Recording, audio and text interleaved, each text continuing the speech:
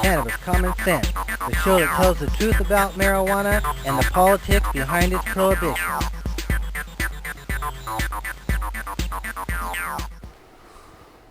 Hello and welcome to another exciting edition of Cannabis Common Sense. We have a great show for you tonight. Next to me is Nikki Gates of The Other Spot. Welcome, Nikki. Hi. And fellow with Mean Green Cream. How you folks doing? I'm Marlon Starlin. Marlon Starlin. I'm sorry. And then over in the breaks is Mr. John Cornett. You're John Cornett, right? Yeah, John Cornett. See what happens. And so, welcome, John. Thank you. I have a short-term memory problem. I don't understand. But we have a great show tonight. You know, we recently lost our friend and associate, John Trudell, a Native American activist, legend, poet, writer. We have several videos from John as he's appeared for us over the years that we're going to run tonight and try to set up a little tribute show for early in January next year. But we have our Hemp News segment. We'll be taking your phone calls here coming up pretty quick. And John Cornett's about to play some music shortly after our news segment and the infamous dancing cannabis leaves. Here they come.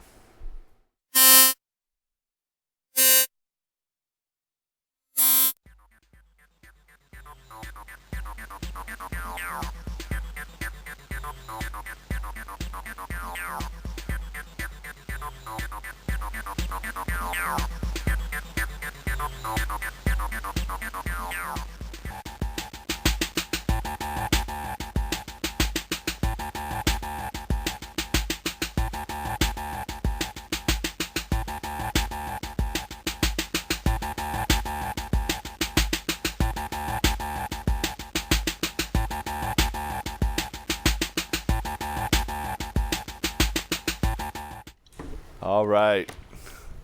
So our first story tonight is from the Great White North. Canada next year will become the first country in the G7 bloc, the 7 largest economies in the world, to legalize marijuana, the government reaffirmed last Friday.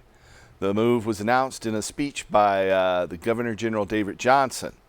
Johnson said the government would regulate and restrict access to cannabis, but details about those restrictions aren't yet available. Johnson said getting rid of the criminal element of marijuana would help fix a broken system, adding that regulators would learn from recent recreational cannabis legalization efforts in Colorado and Washington. Not the best models to follow, if you ask me, but Canada could do better, but probably won't right away. Newly elected Prime Minister Justin Trudeau had promised to legalize cannabis during the recent campaign that swept the Liberals into power. The previous administration, under Conservative Prime Minister Stephen Harper, had scaled back the country's medical marijuana program and increased drug penalties in a move mirroring the mandatory minimums adopted in the United States. Fortunately, the people of Canada have turned that down. Canada is boldly moving into allowing hemp and cannabis. Down in South America, Chilean President Michelle Bachelet has signed into law an executive order that removes marijuana from the South American nation's list of hard drugs. The move, a policy that's been widely discussed in the United States but hasn't yet been implemented, comes years after a legal limbo for Chilean medicinal cannabis patients who couldn't legally acquire marijuana even when prescribed by a doctor to relieve pain or other conditions. While cannabis has been decriminalized in Chile for some time, users, including even pain patients, have continued to face legal repercussions. As recently as last month, a mother was separated from her newborn child for having cannabis in her system. According to Cindy Melanie Ortiz of the BBC, says, quote, "They violated my rights as a mother. I use this drug only for pain in my arms. It was recommended by a medical professional to me, and I'm absolutely not a drug consumer," end quote. Ortiz was reunited with her baby after 12 days, but only under strict conditions. Chilean President Bachelet's executive action will probably help remove some red tape from the medical marijuana system. It could also coincide with a legislative push to legalize cannabis for adult use. Here in the United States, and especially in Oregon, our U.S. Postal Service has warned newspapers that it's a felony offense to mail material that includes marijuana advertising. The recent federal advisory was forwarded to about 100 members of the Oregon Newspaper Publishers Association this week, according to the Oregonian's reporter Noel Crombie. The association strongly discourages Oregon newspapers that rely on U.S. Postal Service for delivery from accepting any type of marijuana advertising. The November 27th document warns that the United States Postal Service prohibits mailing any material that contains marijuana advertisements. It cites marijuana's classification as a Schedule I controlled substance and says it is unlawful to place an ad in any publication with the purpose of seeking or offering to illegally to buy or distribute a Schedule I controlled substance, including marijuana, end quote.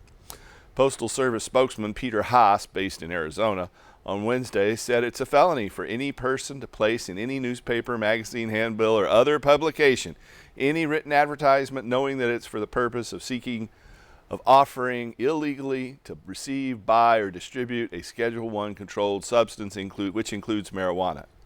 The Controlled Substances Act provides criminal penalties for mailing advertisements for the illegal sale or purchase of marijuana, along with all other controlled substances. Advertising that solicits the illegal sale or purchase of marijuana accordingly is not mailable, end quote, from this ruling by the United States Postal Service. Newspapers in Colorado have not received a similar warning. A representative from the Washington Newspapers Publishers Association said her organization first learned of this warning in Oregon on Wednesday.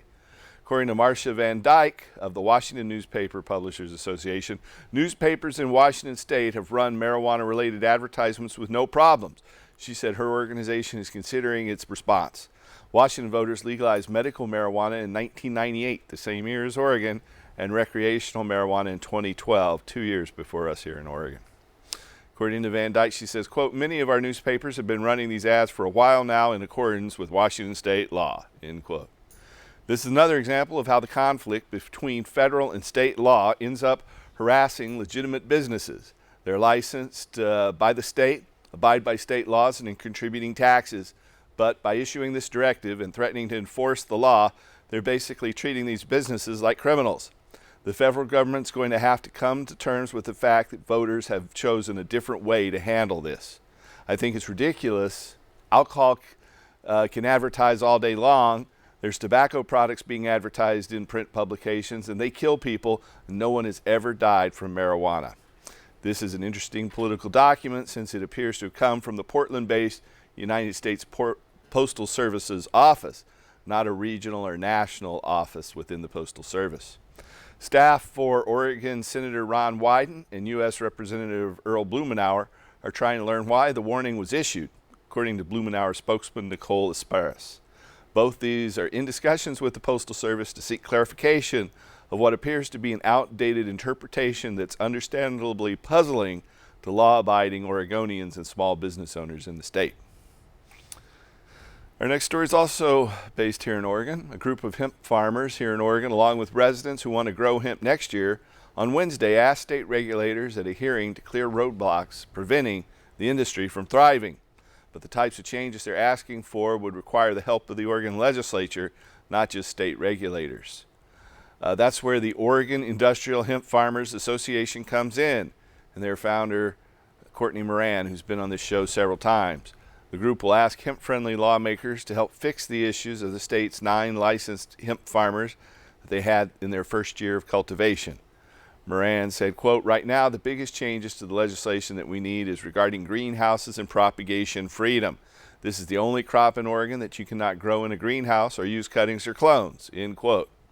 The Oregon legislature voted to legalize hemp in 2009, and that was 5 years before Congress included language in the 2014 Farm Bill authorizing states to allow research hemp cultivation to go forward. Because it looks similar to psychoactive marijuana and can contain THC, hemp hasn't been federally legalized. Oregon agricultural bureaucrats dragged their feet for almost 6 years before finishing rules under the 2009 law, then issued licenses earlier this year. But the new rules didn't follow the legal guidelines laid out by Congress in the Farm Act, and farmers were left to find their own seeds. Viable hemp seeds are still federally illegal without a specific exemption from the Drug Enforcement Administration, unless farmers operate under a state-run hemp research program, which Oregon never set up.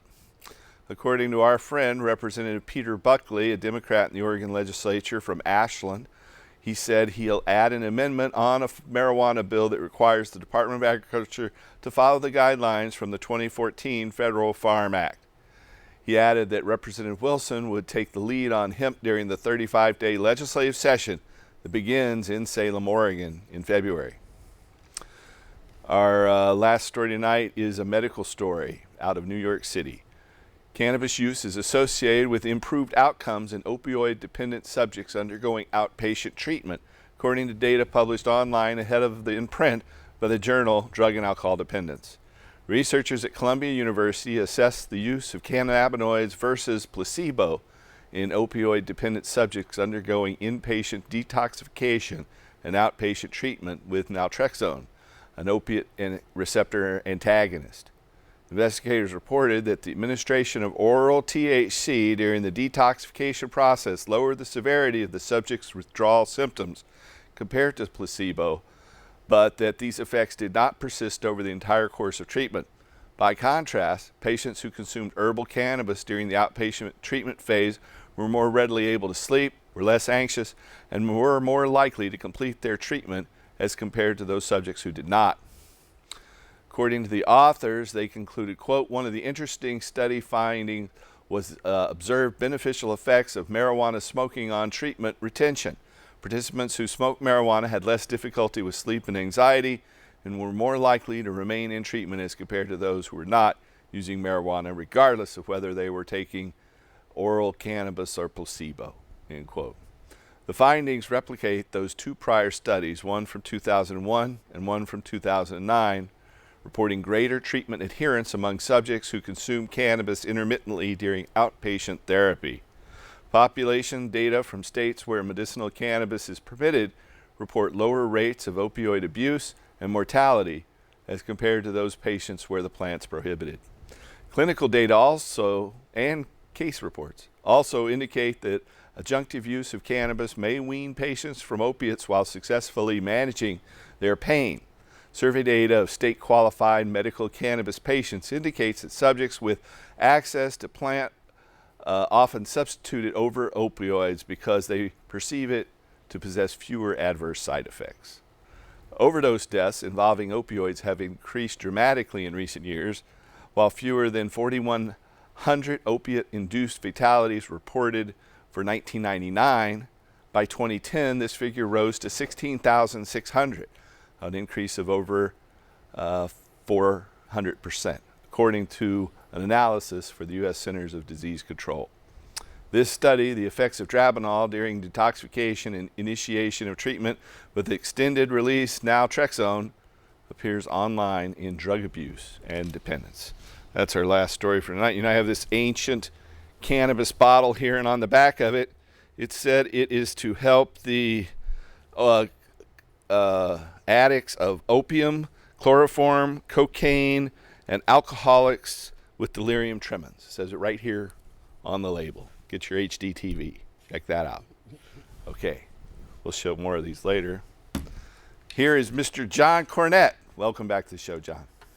Thank you very much, brother. I think we should add to it, too, if you happen to be a sober member of society and you are suffering from a loss of too many brain cells, if you were to start eating or consuming cannabis or cannabis oil, you'll find that your brain cells will grow back. I'd like to say goodbye to John Trudell, Dr. Phil Levesque, Larry Kirk, and our Rod right here, one of our camera guys, Rod. We lost a lot last year.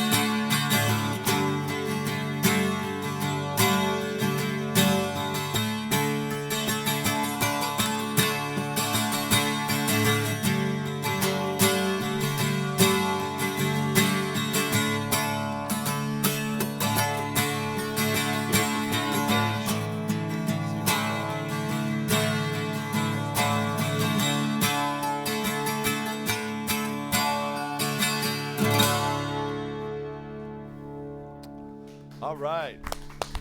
Thank you very much, John.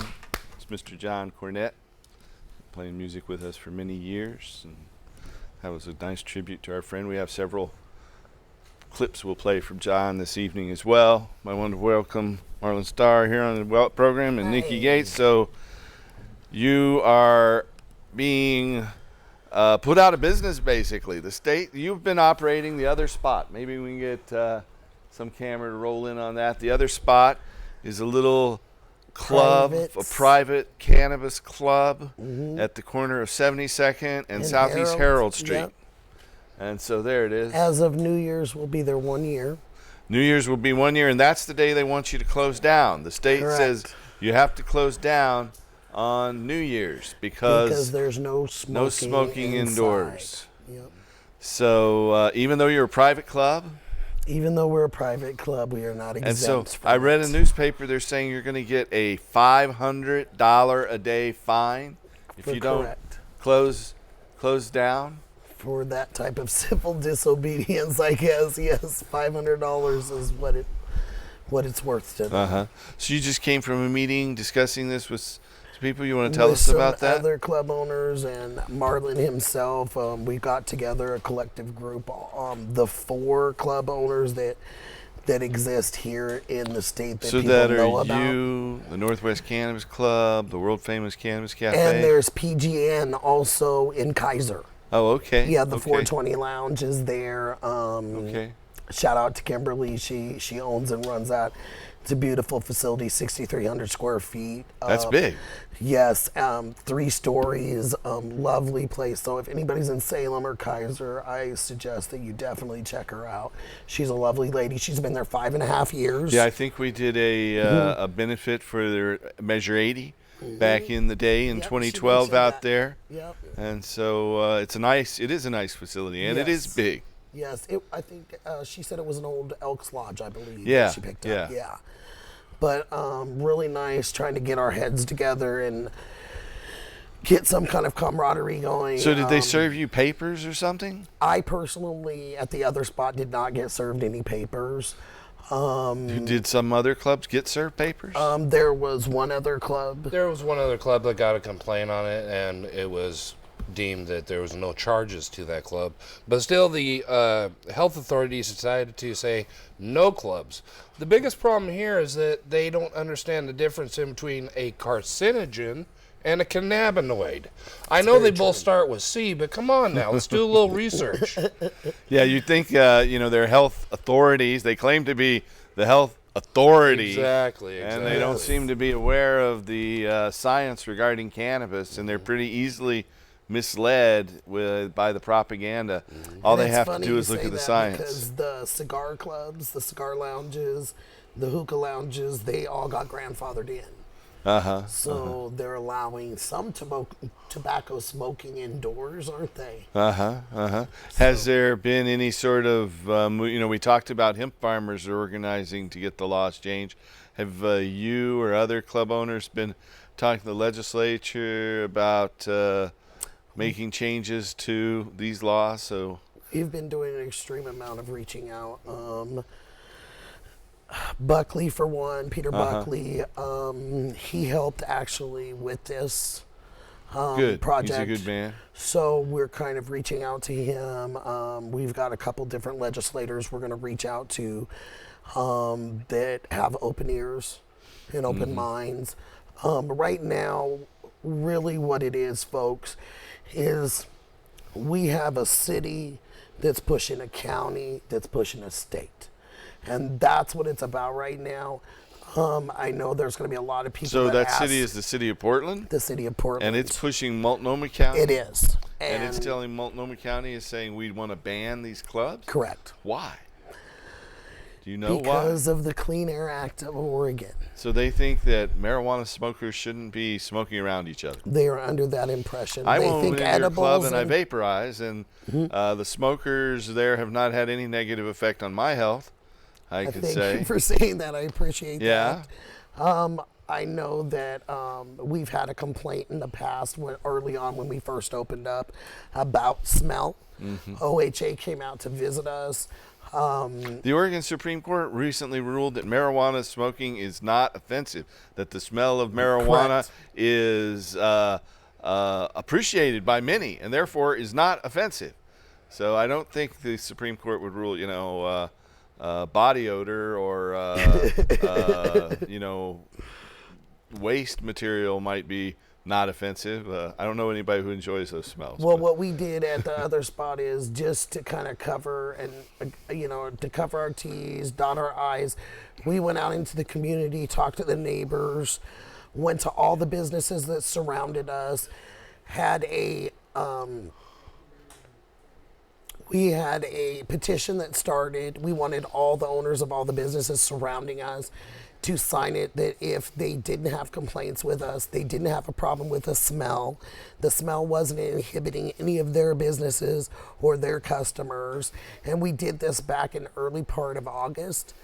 And I can't say that I felt this coming, but I felt that we had to stay at least 1 or 2 steps ahead like we always have in the past. And nothing has changed. And it's so unfortunate. I spoke at OHA at the hearing last week, that they had the emergency hearing on Tuesday. And what was the subject of that hearing? The Clean Air Act. And we got to voice our opinions, testimony, either written or verbal, for about 3 minutes. There were 3 OHA agents, people there that were running this hearing. 25 people showed up, about 15 people spoke. It was a really good turnout for that meeting room. Are they listening? I'm not sure.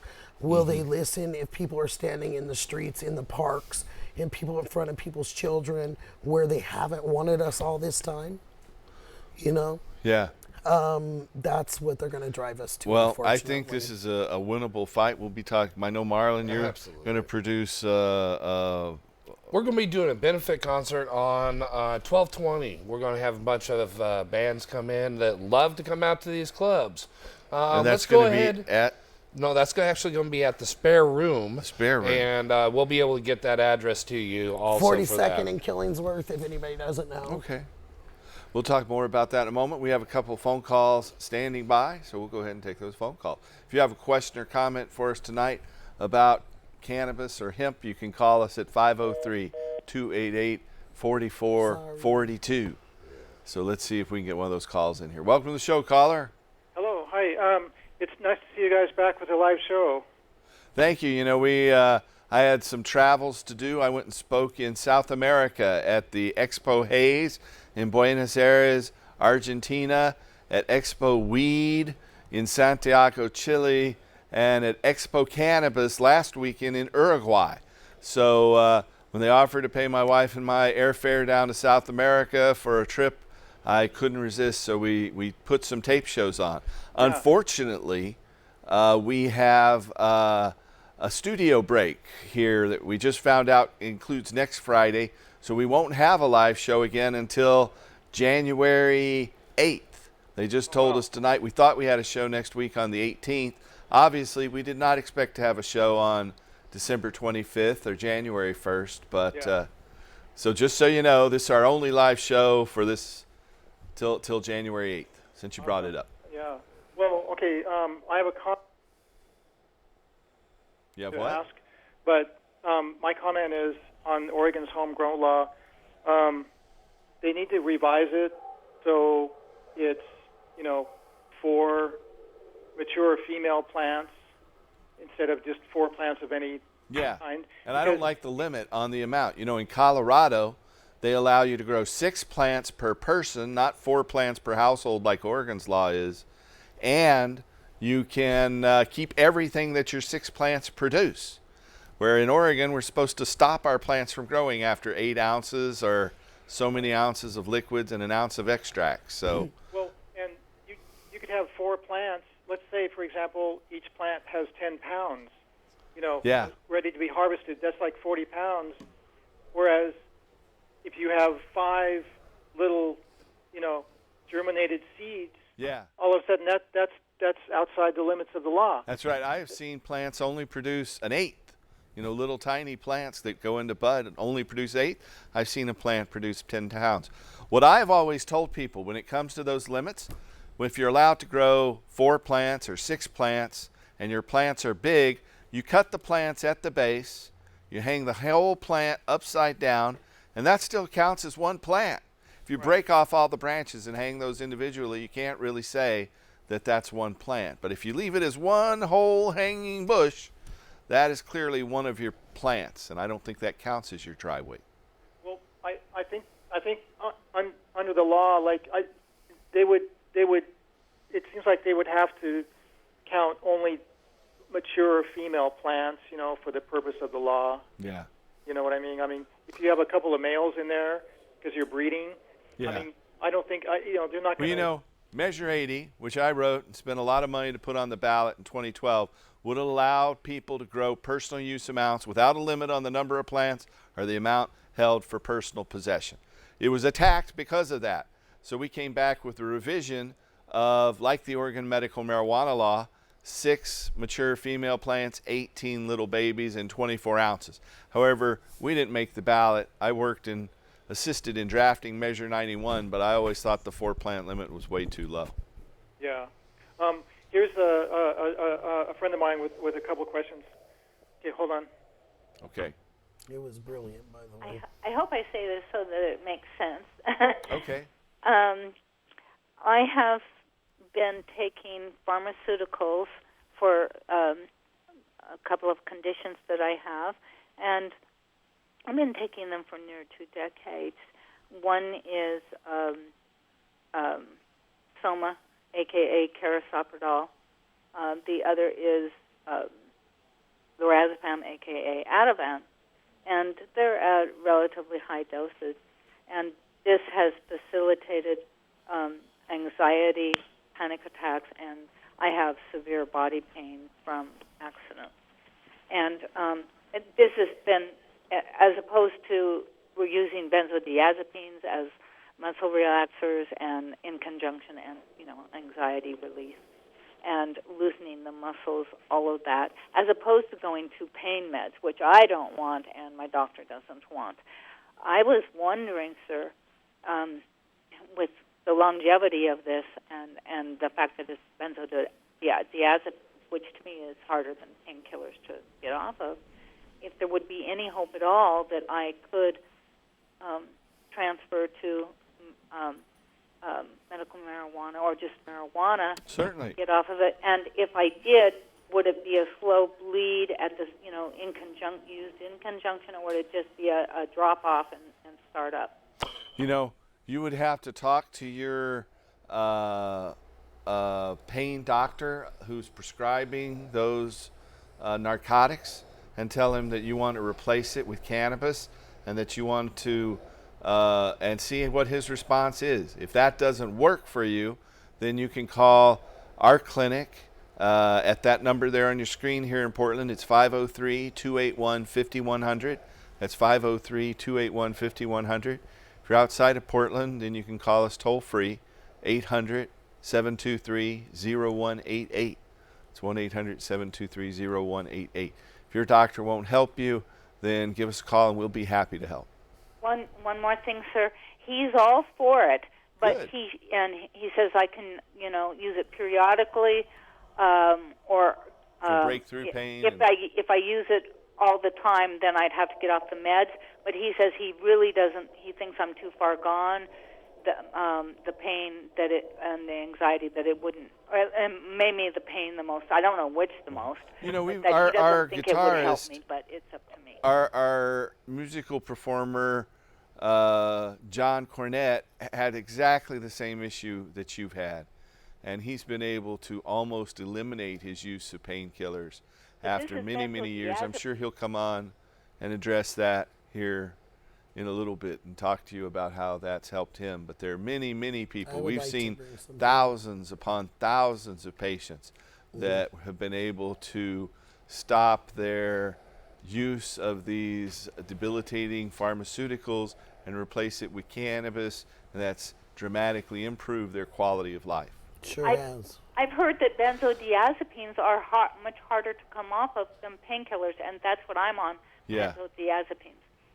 I see. Well, if your doctor thinks that's hard for you to withdraw from, I recommend you give it a try. You know, there's this RSO oil that's very, very strong, and I know that's helped John get off some of What those is that? painkillers. Feco. What? What was that you said? We call it RSO, or Phoenix Tears oil. It's a high cannabinoid cannabis extraction oil that you take orally. Oh. Phoenix Tears oil. Phoenix Tears oil. Look up Phoenix Tears, and that will talk about it. Okay, and that's RSO. Thank you so much, sir. All right, thank you. I was actually on 36 meds. Wow. And Ativan and seizures for 6 years. And it took me probably 4 years to get it down to 1 pill a day. Wow. So, and no seizures for 6 years. That's fantastic. And I have fibromyalgia, I have degenerative disc disease, So all of these I have are a brain issue, you know that, I have Right. seizures, I have a lot of things wrong with me. Cannabis and has dramatically improved your life. dramatically improved my life. I used to take the highest dosage of Neurontin, if anybody knows what that is. It's a severe seizure medication. Ativan and a lot of the opiates, it numbs it. It numbs you and it makes you feel like You're out of it. you don't feel anything, but it doesn't make you live your life. And it just kind of gets you through it. And to me, cannabis has absolutely rejuvenated my life and makes me feel like a completely different person. I feel very secure in my skin as an individual, as a patient in this state. I'm very proud of who I am. And to this nice woman that just called, I really wish you the best and hope for the best. And you absolutely can do it. It's one step at a time, like anything else. Keep talking to your doctor. But I know absolutely you can wean yourself off of it. And good luck to you. And I wish you the very best. And it's been 12 years for me. And it's been a hard road, but you can do it. All right, we have another phone caller. Let's see if we can get that call in here. Welcome to the show, caller. Hello. Hello. How are you tonight? Hi. Good. How you doing? Very well. Good. Wanted to ask you actually a couple questions. Curious about recreational marijuana and just the feasibility of being able to get the permit, and then on top of that, I'm curious about what it's like to get the real estate, be able to dispense the marijuana. Well, just to grow your own marijuana or possess it, you don't need a permit, but you're limited to 8 ounces. If you need a medical license, then you can get a medical license, and then you can have up to 24 ounces, but you need a permit for that. And you can have 24 plants, as I mentioned earlier, 6 large unrestricted plants, and then 18 plants that are less than a foot tall and a foot wide. But for recreational adult use, you don't need a permit to be able to have it or possess it. You only need a permit if you're going to grow it for sale in the newly licensed stores that'll be opening sometime by this time next year, I believe they're saying. So Okay. that's the situation. Did that answer your question? Well, yeah, for the most part. I was just actually curious about being the owner of one of those dispensaries, and if you know what the status is as far as getting a lease, or if you have to buy a property so it works. If you can find a landlord that will give you a lease, and there are a number of them out there, then you can lease property. If you own the property, obviously that's an investment, and you can do anything you want on your own property as long as it's zoned properly. All right. I see. Okay. Thank you. But you can get a medical marijuana license. There's a $4,000 application fee. You have to check with the Oregon Health Authority about that. The recreational permits won't be issued until next year, and the Oregon Liquor Control Commission has a set of hearings on Monday and Tuesday to talk about how to apply for those leases, or those licenses. And so that woman that was on earlier, I was curious. She said that essentially the smell, I guess, is not legally written into any contracts as far as whether you have actually smoked marijuana inside, and there's co-tenants, I guess, inside the same building. There's issues, but apparently that it smells good, it means it's legal. Well, the Oregon Supreme Court ruled that the smell of marijuana is not particularly offensive. You said you had a complaint with your social club about smell from someone, they said. To clarify that with you, sir, we did have a complaint. We had to spend a little bit of time with these people that came to find out what the complaint was about from the state, and they realized after doing some examinations and some work on it that we were surrounded by a couple grows. So it was fresh green that people were smelling. It was not a stale smoke smell or a stale cannabis smell. So they had to clarify it, and it took a little while to figure it out, but we got it figured out, and I always knew what it was, but we just had to prove the point. All right. Yeah. Well, I appreciate everything, you guys, and it's great looking at you while I talk to you. And all right, well, thanks for your call. Thank you. We have a little video. John Trudell came and did more than a dozen different performances for us in our move to legalize marijuana in Oregon at the Hempstock Festival for 10 years running. He did a benefit for us back when we were trying to put the Oregon Cannabis Tax Act on the ballot. And we have a video clip from his very last performance here in Portland on October 17th. And amazingly, right in the middle of his show, a huge double rainbow appeared above the stage, almost by magic. But our friend John Trudell passed away just a few days ago at the age of 69. He's a famous Native American activist, poet, writer, music, songwriter, actor. Here's one of his statements at our last Hempstock Festival. Here's John Trudell.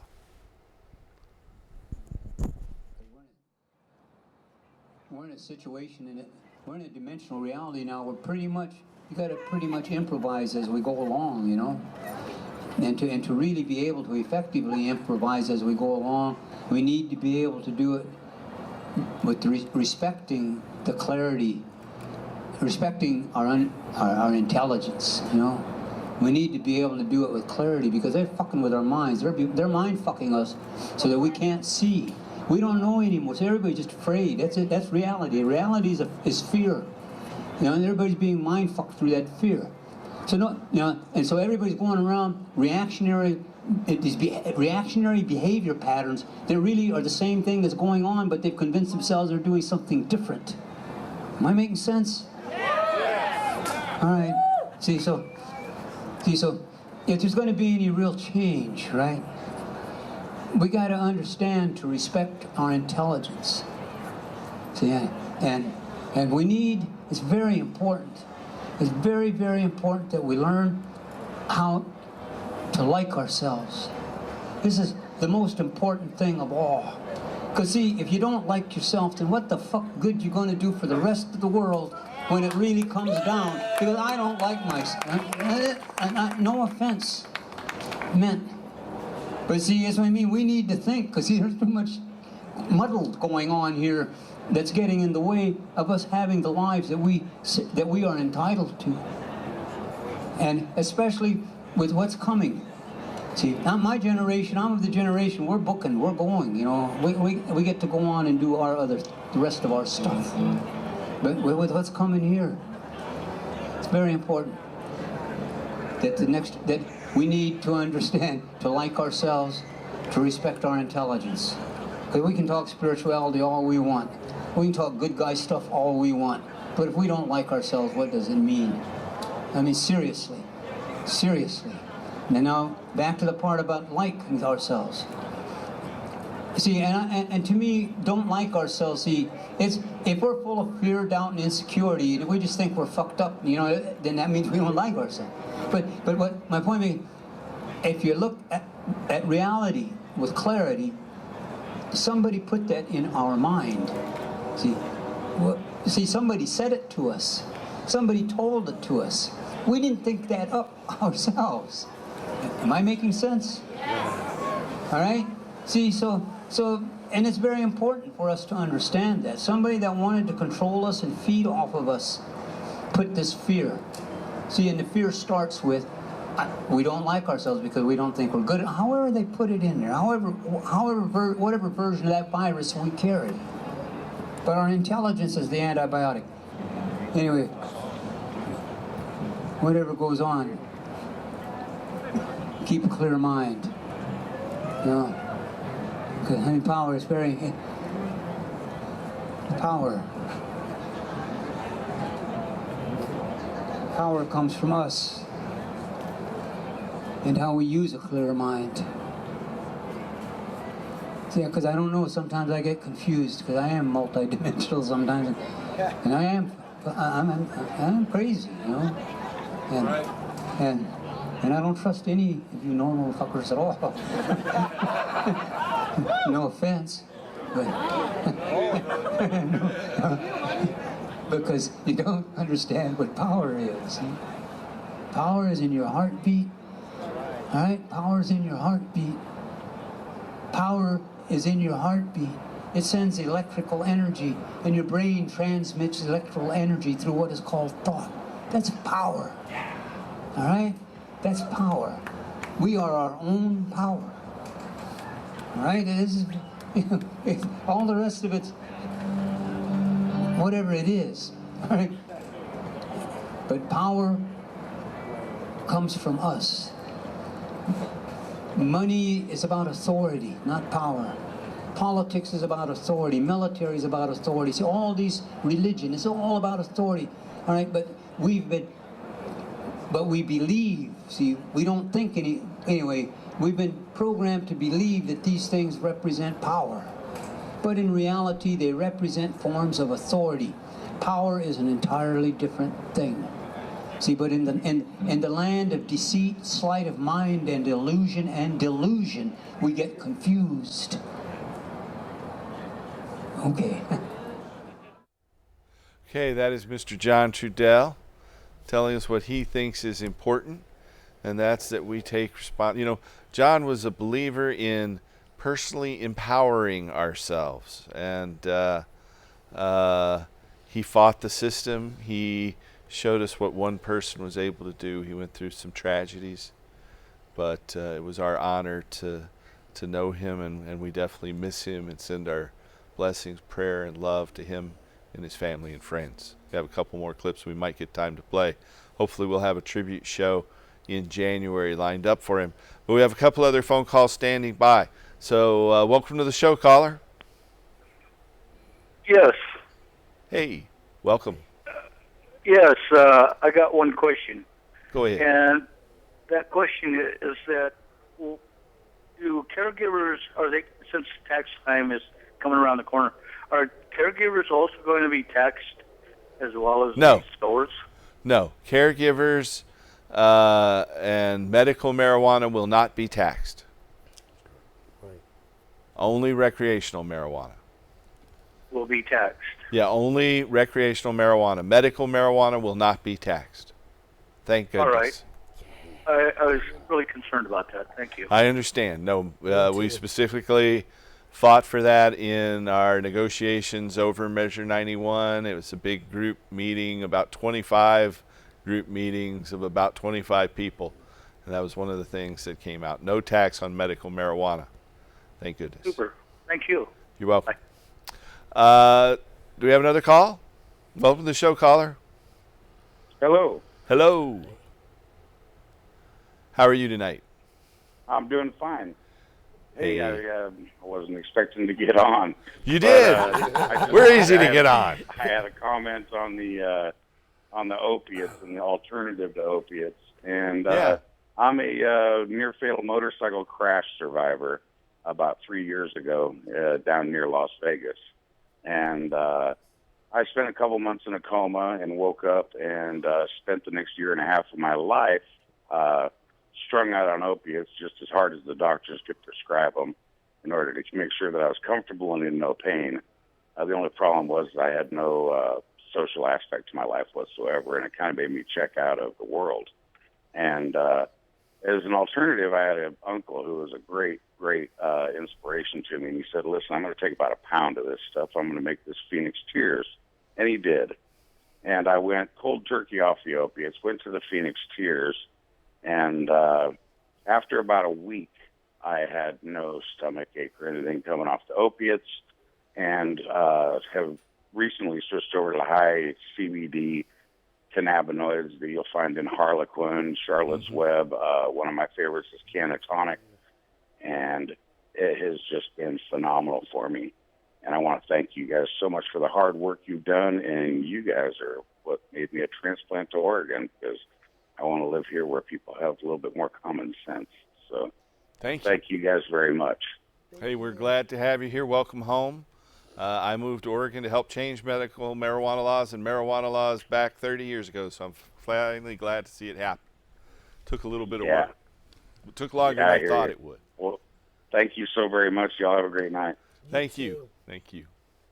John, we had a lady call about getting off opiates, and what was it? Ativan. But there was some other drug, Benzo. diazepams or something for Valium, cannabis. So do you want to tell our audience about how it's helped you get off? Oh, my God. Once upon a time, not so long ago, I was on 720 milligrams of OxyContin per day. For all intents and purposes, anyone who would have been on a dose like me would probably have been dead. It took me years to build up to that dose. I remained working up until 2004, at which time I was sent home to die. I was given a hospital bed and enough barbiturates to kill myself. My body wouldn't go, though, and I saw the light. And I had been seeing this guy on TV. And being a sober member of AA, on 720 milligrams of OxyContin, it occurred to me that I was not sober. Even though I was prescribed everything, but it nearly killed me.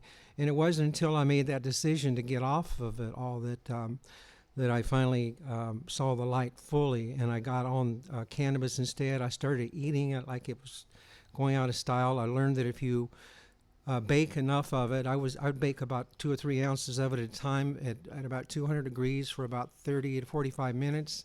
That decarboxylates it so that you can eat it, and it's really good for pain. But then later I found out that if you just extract the oil from it and just eat it like that, it's better than any opioid I've ever tried, and it works.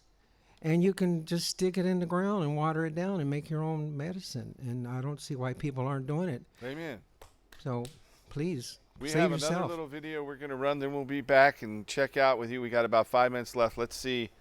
Hopefully this video will. Here we go. Here it is.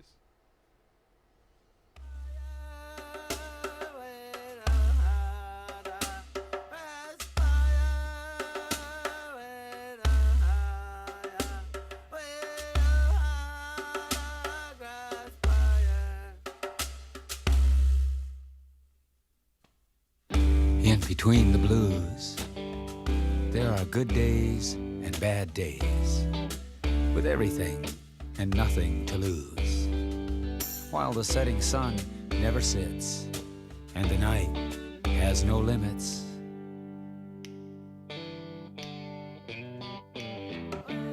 The void between freedom and free, dealing with the unnatural reality. A need to see, a need to be. Grass fire, my DNA needs THC. Grass fire in a world that yearns. That's the way this fire burns. Like a grass fire.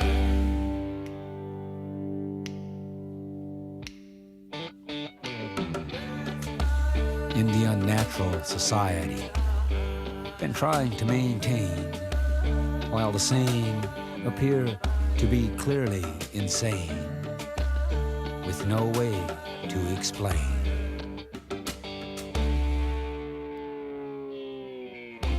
Outlasting the great lie, a sparking spark does my mind. Grass fire, pulling the sky, breathing in sativa's design.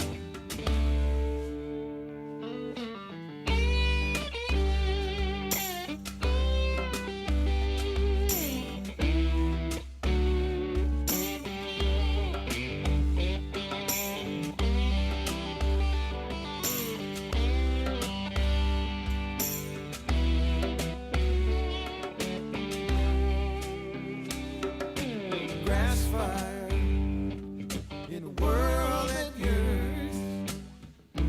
That's the way this fire burns.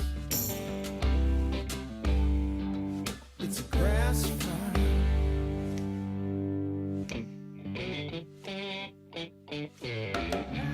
The void between freedom and free, dealing with the unnatural reality. A need to see, a need to be.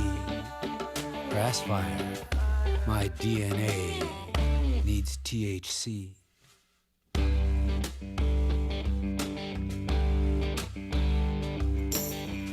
Dreaming of long times past, all that those times brought. Looking to the heart of tomorrow. Grass fire in a world that yearns. That's the way this fire burns.